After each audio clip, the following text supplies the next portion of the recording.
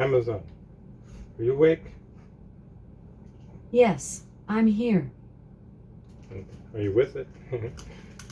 All right, Amazon, tell us a joke. If Samuel L. Jackson were elected president, every day would be a swearing in. Wow. Well, nobody cared about him anyway. Okay. Now, some of the stuff he did was terrible. Anyhow, Amazon, give us a flash briefing. Jamie, here's your flash briefing. In NPR News. Live from NPR News in Washington, I'm Windsor Johnston. President Biden will deliver another speech on abortion rights during an address to the Democratic National Committee today.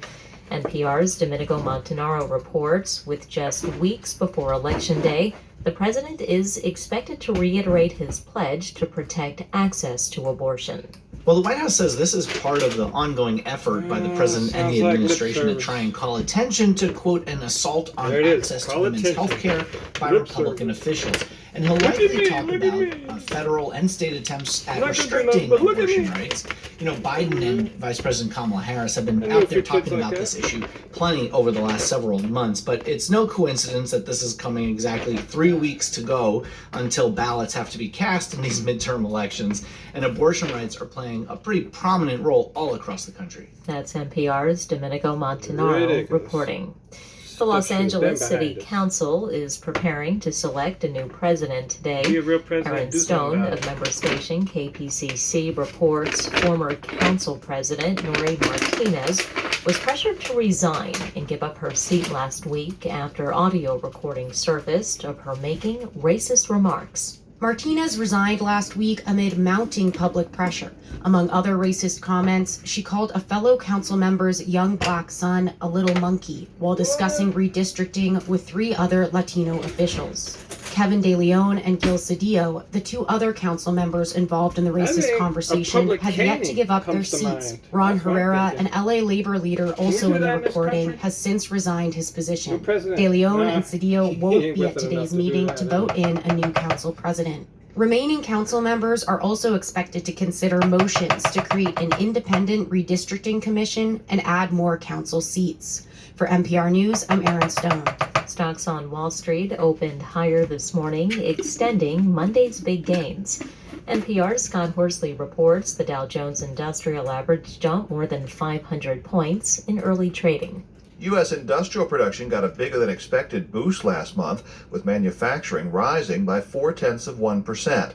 Utility output was down, likely thanks to mild temperatures in September, but oil and natural gas production were up. Gasoline prices have eased a bit nationwide, with the national average dropping to $3.87 a gallon. In California, which has the nation's most expensive gasoline, prices have dropped to $6 a gallon. That's down nearly 30 cents in just the last week. Healthcare giant Johnson & Johnson reported better than expected earnings for the third quarter, but J&J cautioned a strong dollar could weigh on its results for the full year. You know what? Scott Horsley, NPR News, Washington. Can weigh on their results. You're listening to NPR News. They don't speak the truth. The European Union has approved a military training mission in Europe for thousands of Ukrainian troops. Officials say the goal is to train roughly 15,000 Ukrainian soldiers, mainly in Poland and Germany. The EU has also approved more than $500 million in additional funding to buy weapons for Ukraine. Danish authorities say powerful explosions caused damage to the Nord Stream gas pipelines in the Baltic Sea last month. Terry Schultz reports the findings of Denmark's investigation match those reached earlier by Sweden.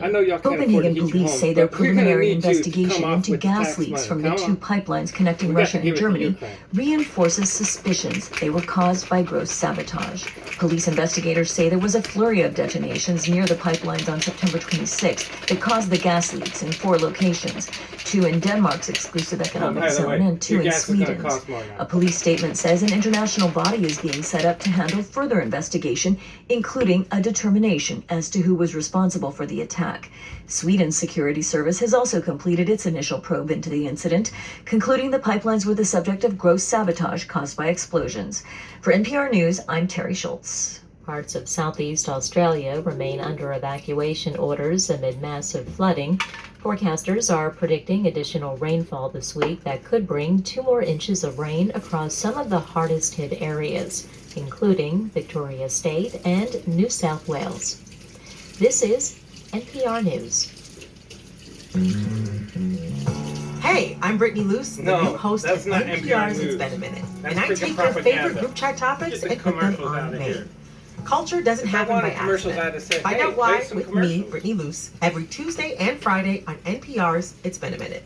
Not newsworthy. In NASA news, former NASA astronaut James A. Divitt, who commanded the Gemini Oh 4 my God, mission we and got flew around NASA the moon as today. the commander of Apollo 9, listen, y'all. died October 13th. Try to hide it from us. McDivitt passed away peacefully in his sleep, surrounded by his family and friends in Tucson, Arizona. Oh, that sucks. He was 93 Peaceful, years old. peaceful, I suppose, yeah.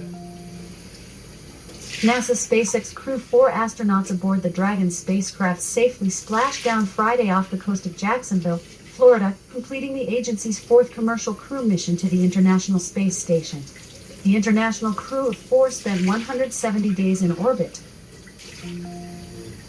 That's old. Media accreditation is now open for the upcoming launch of the Surface Water and Ocean Topography (SWOT) satellite, a Pathfinder mission about Earth's water that will use new technology to address climate change and its impact on our environment.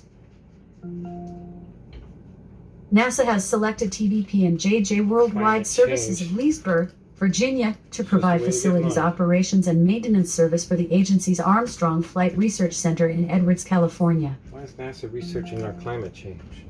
NASA has selected 2 companies, Kongsberg Satellite Services, KSAT, USA of Denver, and Space Link Corporation of McLean, Virginia, to develop capability studies to explore and demonstrate communications and navigation services in support of Artemis missions to the moon.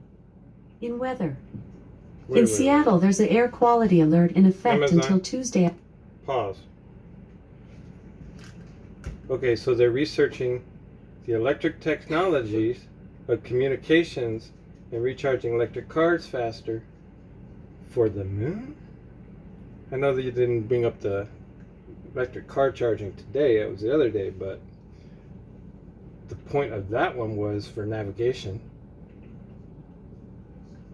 And now it's really for the moon. So okay, so they're gonna fast charge stuff and navigate to the moon better. I think that's what I got out of that. Okay. It's too early to think. Amazon. Play. 18th, 3 p.m. The current weather is 52 degrees Fahrenheit with mostly cloudy skies. You can expect more of the same today, with a high of 70 degrees and a low of 52 degrees. From NASA, Oh, former NASA Repeat. astronaut James A. Divitt, who commanded the Gemini 4 mission and flew around the Can't even moon get as the to say commander of NASA on Apollo most days, 9, but now we died did it October twice. 13th. McDivitt passed away peacefully in his sleep, surrounded by his family and friends in Tucson, Arizona. He was 93 years old. NASA SpaceX crew 4 astronauts aboard the Dragon spacecraft safely splashed down Friday off the coast of Jacksonville, Florida, completing the agency's 4th commercial crew mission to the International Space Station. The international crew of 4 spent 170 days in orbit.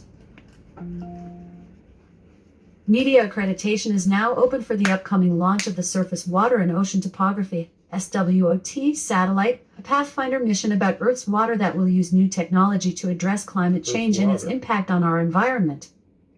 you're studying water to determine climate change. NASA has selected TBP and JJ Worldwide it's water Services that's of in the Leesburg, clouds. Virginia, to provide facilities operations and maintenance service for the agency's Armstrong Flight Research Center in Edwards, California. NASA has selected 2 companies, Kongsberg Satellite Services, KSAT, USA of Denver, and Space Link Corporation of McLean, Virginia, to develop capability studies to explore and demonstrate communications and navigation services in support of Artemis missions to the moon. Yeah, I And I specifically remember That's them all for your selecting flash those briefing. exact two companies to study satellite communication. Anyways, I guess my ear picks up on things the second time around. Alright, everyone. Have a wonderful day wherever you are. And look for Russell Brand. He's coming up soon on the live Stay Free show. Yeah. Peace.